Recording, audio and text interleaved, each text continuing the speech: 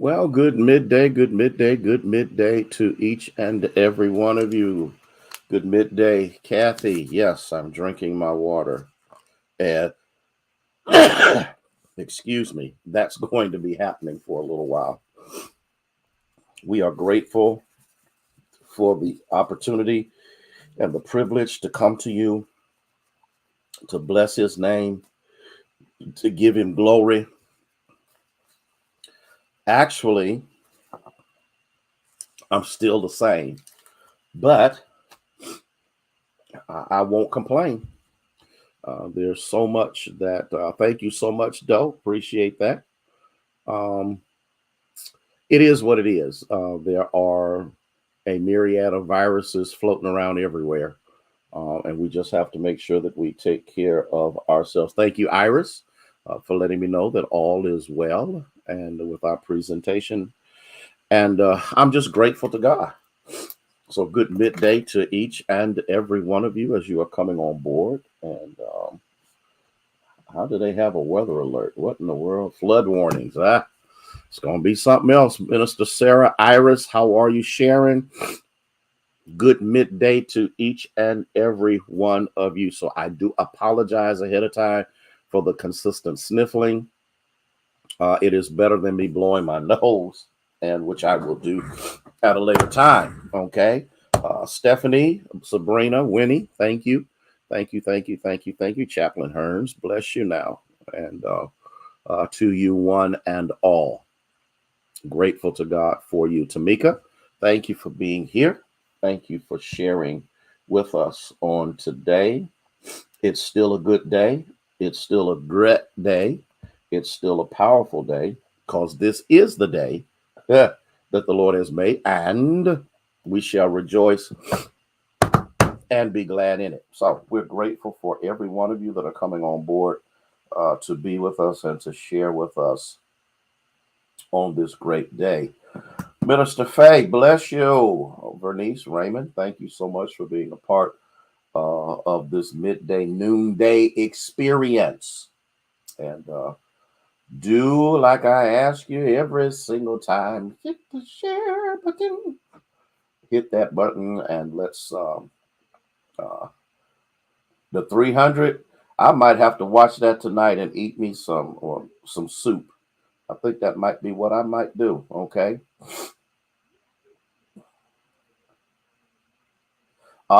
Sister Thomas, that's what I want to hear. We are trusting and believing God. Cora, bless you. We are trusting and believing God, Sister Thomas, that all will clear up, be well, and you'll be 100% again. We're trusting God for that.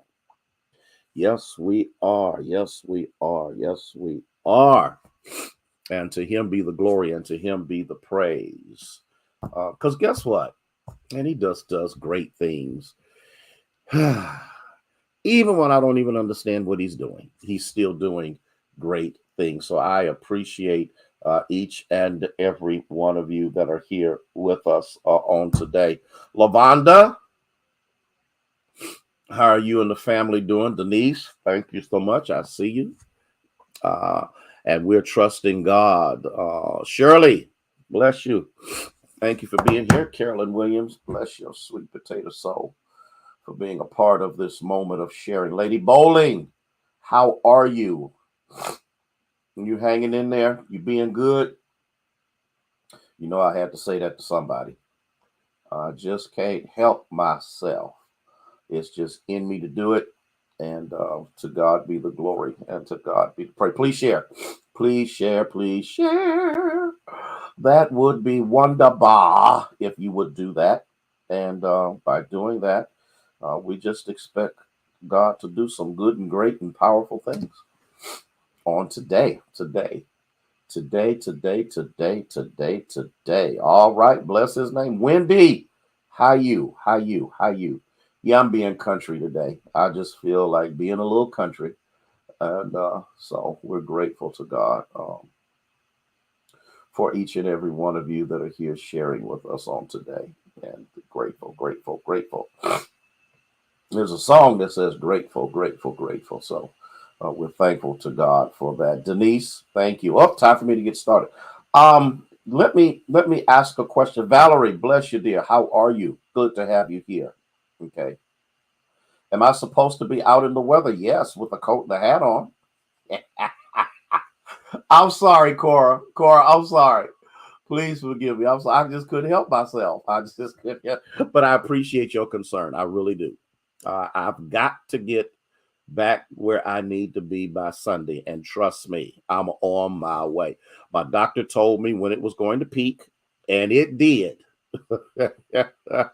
And we're just doing what we need to do. Minister Marcia Sylvia Scott, thank you so much for being here with us.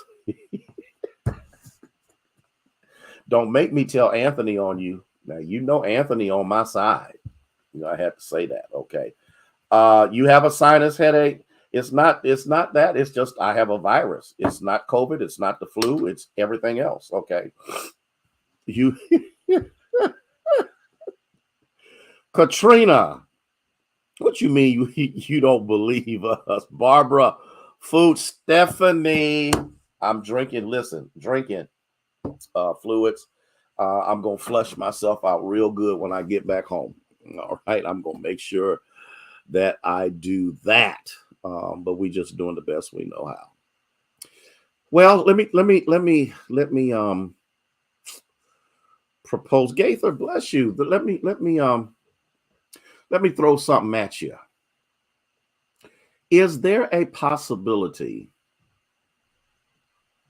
Ain't nobody scared of me. Oh, Carolyn, you gonna side with her? Okay, okay. Y'all ganging up on me. That's all right. That's all right. Y'all gonna need me. Y'all gonna need me. Okay, so go ahead and gang up on me. It's okay. I'm used to it. It is just fine. Believe me.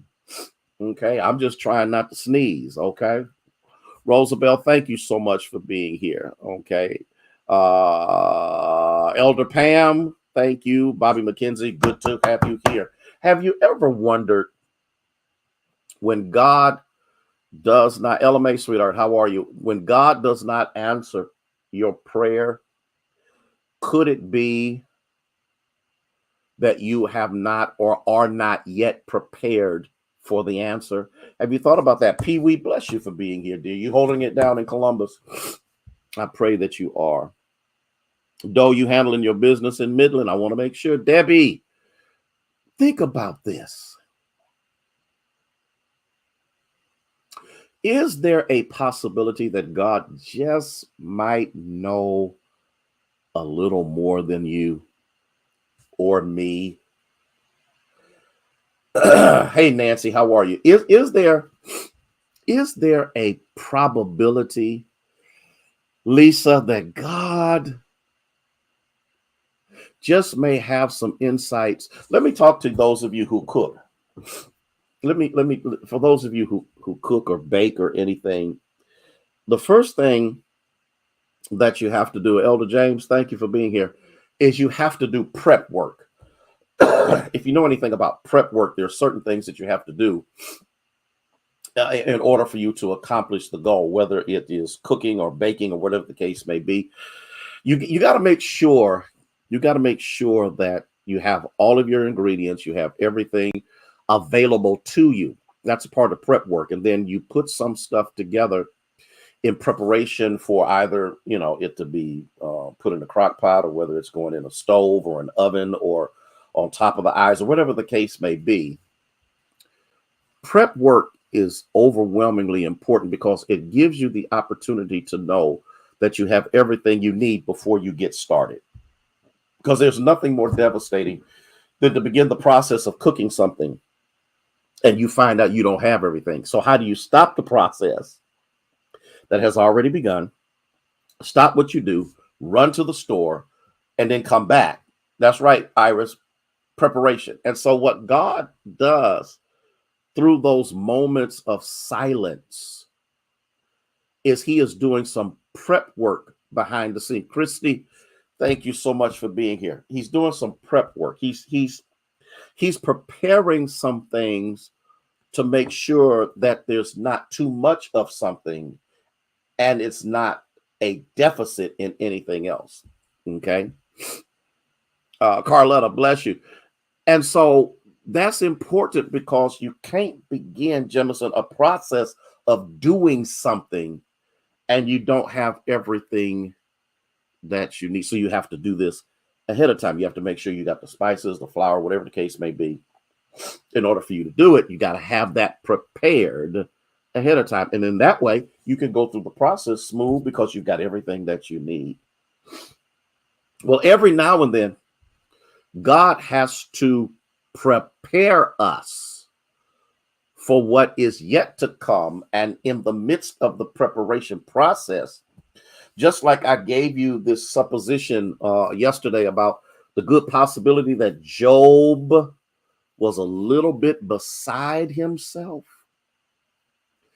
Well, there's one more person. His name is Paul. Paul, who spoke 14 different languages. He was a Pharisee. He was a theologian in Old Testament theologue. He was an Old Testament theologue. He was proficiently equipped to deal with the Torah in the Old Testament text. The problem was he wasn't really ready or prepared for a new recipe. When the new recipe showed up, he fought against it. Erica Forney, bless you for being here. But God met him on the Damascus Road. But then because of the revelation, which is found in 2 Corinthians chapter 12. Can I read it? Can I read it to you? I want to read something to you. And I want you to see if you catch what I caught. I want to see if it captivates your attention.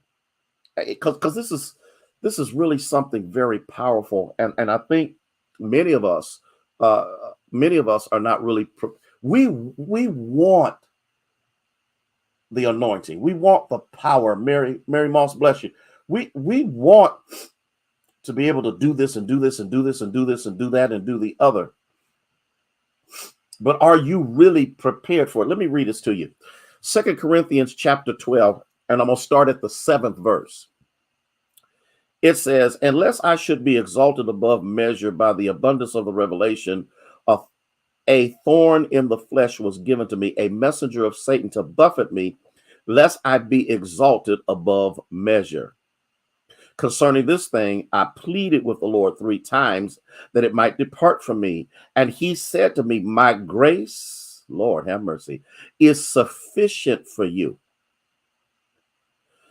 For my strength is made perfect in weakness. Now look at what Paul says. Therefore, I most gladly will rather boast in my infirmities, that the power of Christ may rest upon me. Could it be, Sonia, bless you, could it be that the preparation process for something greater in God may bring a limitation in self, so that God through Christ is exalted in your behavior? I gotta get you to get this, because Paul was at the point like Job, where Paul went into the third heaven.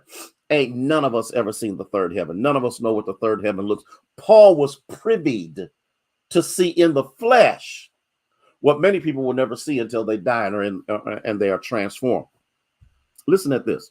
There's a real good possibility that Paul was on the verge of thinking more highly of himself than he should. And God said, shoo.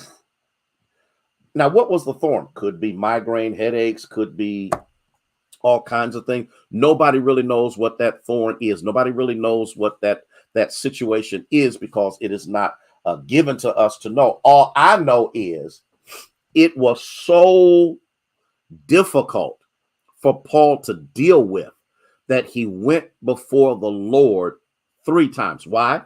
Why did he go 3 times? Because the first 2 times God is silent. The first 2 times God has nothing to say. The first 2 times there seems to be an absence of the presence of the Lord.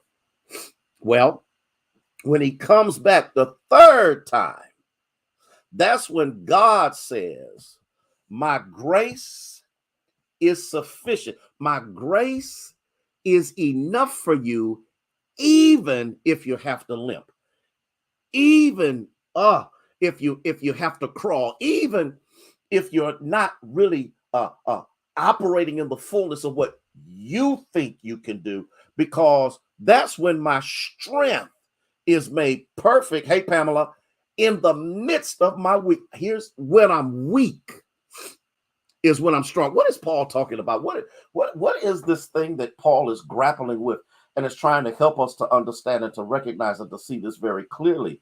Laverne Watkins, thank you. Listen to me. Could it be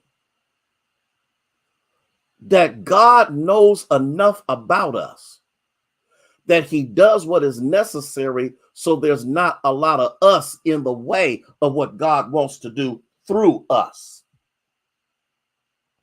Do I have about 5 people out here that understands that God will take away in order for you to understand that his grace is sufficient, no matter how much education you have, no matter how much influence you have, no matter how well you preach, teach, dance, prance, whatever the case may be? You need to understand that God from time to time will turn around and place us in a position of deficit in order for us to understand that grace, his unmerited favor, is everything that we need. And so rather than, there was a story in one of the books that I was reading dealing with prayer. It said, this woman was consumed over her ex-husband. She was bent out of shape. She was angry. She was meanish, but she needed God to heal her. She needed a healing in her body. But the problem was she was so consumed with hate that she couldn't receive the healing until finally the Lord was able to bring a breakthrough into her life. And once she got the breakthrough and released the hate, the healing showed. Oh my God. Did y'all catch that?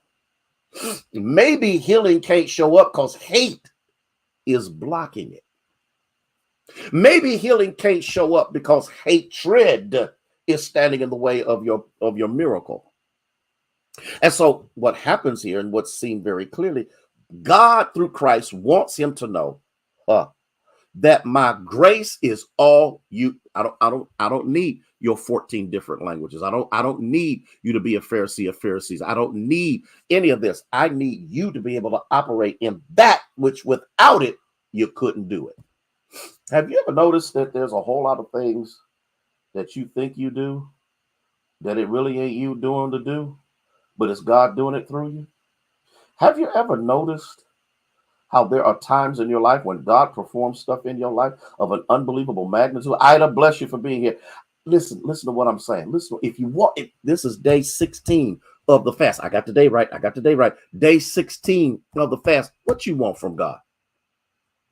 I posted it before out of the book of Isaiah. What do you want? What do you want God to do? Do you want to see some folk get set free? Do you want to see the bands of wickedness be loosed on other people? Because the more you intercede on behalf of somebody else, the greater the power of God that resonates in you. I gotta ask you a question. Will you love him as much if you don't get healed? Will you love him as much when the marriage falls apart? Will you love him the same? Rhonda Fletcher, bless you for me. Will you love him the same if a family member goes astray? Will you love him the same when you have to bury somebody who is so dear to you? Will you still love him, or are you loving him because of the benefits, because of the stuff and things? And so here's what we have to understand, and here's what we have to recognize, and here's what we need to understand is maybe, Henrietta, maybe we are just not ready to receive. Sometimes we must consider unanswered prayer could be the best thing that ever happened. I got a story I was going to tell you, but I don't run out of time. I'll tell you about it tomorrow. It's not a story. It's an actual thing that happened in my life. And it's an amazing thing what you go through in life. You pay no attention to it until you get saved and begin to walk right with God. All of a sudden, you begin to recognize the power of God working in your life, even when you're ignorant of his power. It could be that some things you're asking God for may take the place of God himself. And maybe because you're not ready to handle it, God sends you through a litany of experiences to grow you up and mature you. So you'll recognize it ain't never been about you, because it's always about him. Y'all have a blessed day in the Lord. I'll see y'all tomorrow, 12 noon. I'm going to share this story with you, and it's going to blow you out the water, because for the most part, I just don't believe some of y'all believe that the enemy can take you to a place of no return. Barbara Harper, but you'll find out that when that thorn shows up, grace is more powerful than any affliction you could ever go through. It was good for me that I was afflicted. Why? Because it's that situational affliction that keeps humility, Elder Clay, running through my back. Listen, y'all take care. I love y'all. I love y'all. I love y'all. I love y'all. I love y'all. I love y'all. Pray for me. Pray for me, because I'm personally getting ready to advance my fast a little bit more. I'm not telling you what it is. I'm not telling you what I'm doing. I'm just telling you to pray for me. I know what the attack is before I go in that direction. I recognize it clearly. I understand it clearly. Believe me. I know what it is. Been down this road before. But when God gets through, pray for me, because I'm praying for you. Pray for me. Love you too. Pray for me. Pray for me. Because what I'm asking God for is above and beyond all. Marva Akins, how you doing? Haven't heard from you in a while, girl. Praying that you're doing well. All you could possibly ask or think. I pray for you. You pray for me. Let's watch God work. May God bless you. May he keep you, is our prayer.